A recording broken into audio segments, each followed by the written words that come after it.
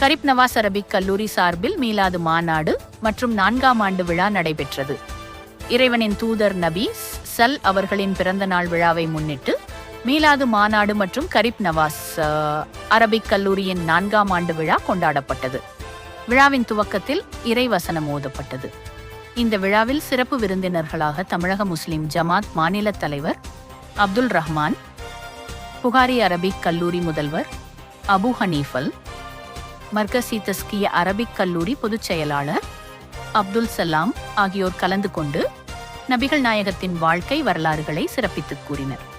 சிறப்பு அழைப்பாளர்களாக ஜமால் முகமது கல்லூரி பொதுச் செயலாளர் ஏ காஜா நஜீமுதீன், ஜமால் முகமது கல்லூரி முதல்வர் ஜார்ஜ் அமலரத்னம், ஜமால் முகமது கல்லூரி பொருளாளர் ஜமால் முகமது கல்லூரி துணை முதல்வர் ஜாகிர் உசேன் ஆகியோர் கலந்து கொண்டு சிறப்பித்தனர்.